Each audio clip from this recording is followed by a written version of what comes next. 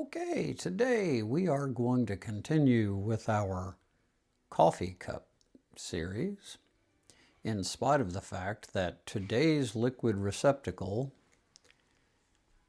is not a coffee cup. This is the insulated cup that I bought on Kwajalein Island and used it while I was there for 2 months in the waning days of 2001. I was there for a GMD missile test.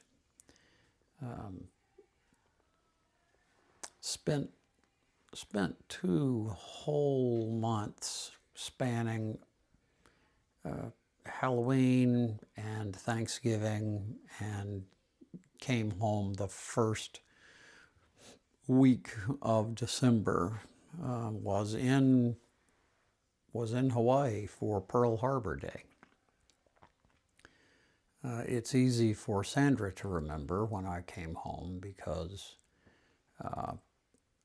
she called me while I was in Honolulu on the way home when her grandfather passed.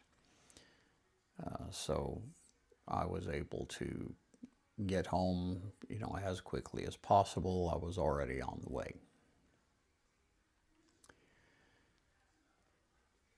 Come to think of it, that phone call may have come while I was in Dallas. Anyway, I was on the way home. So it was a big deal. I mean, it was a big, big deal. Now, if you may not have noticed, may not have thought about what I said about when this was, which is I went to Kwajalein Island, to a military-owned island, to do a major flight test on a major U.S. weapon system. And I left about 3 weeks after September the 11th. So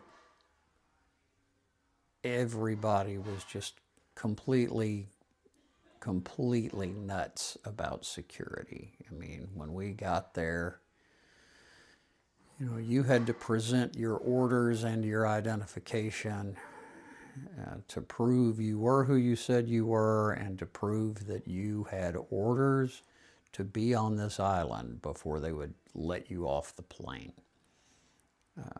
And there were gigantic baggage checks. They went through everything.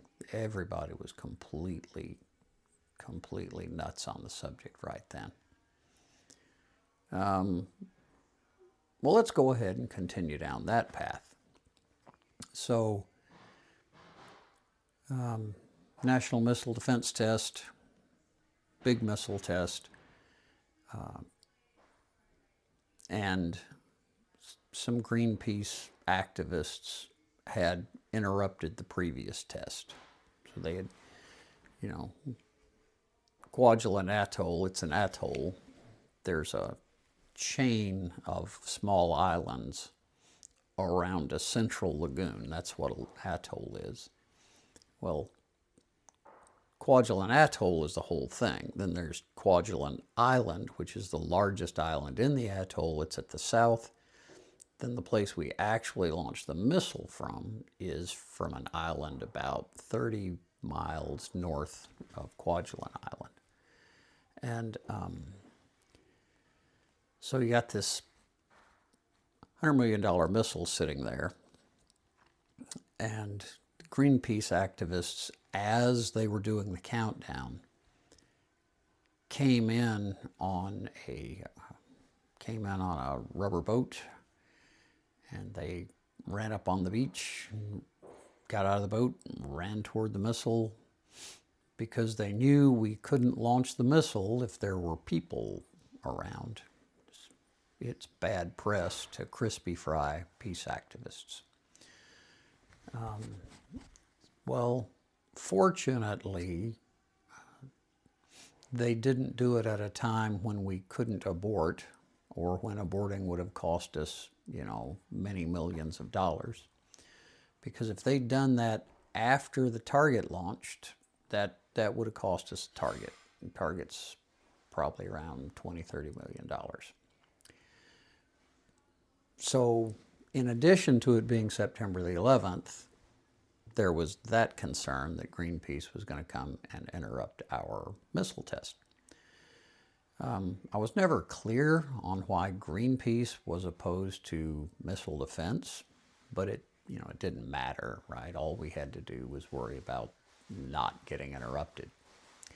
So we brought a platoon of light infantry down from Hawaii, and they, in addition to all the other security we had, they ran security on the actual launch island. So, story about that later.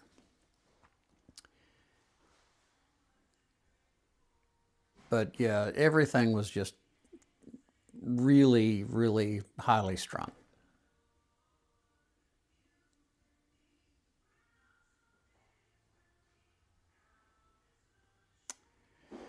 I'm looking at the timer, and I've determined that this is going to have to be multiple videos. So we'll just finish up this story. So you got these infantry dudes, and they're out all over the island. I was sitting in the bunker waiting for launch. The Target launched, and then we were about to getting ready to launch to intercept it. So the plan was, right, they waited as long as they could, and then they would, then we would sound a horn when it's time, and they would run, and they would get in their bunker so that they would be safe from all the fire and flying things. So it went great, right? Here comes the Target. Everything's looking good for us to launch. They sound the klaxon. Infantry dudes run to their blockhouse, and everybody gets in except the last guy. There was a little lip about an inch between the ground and the bunker. And he caught the toe of his boot on it, reached out like that, broke both wrists catching himself.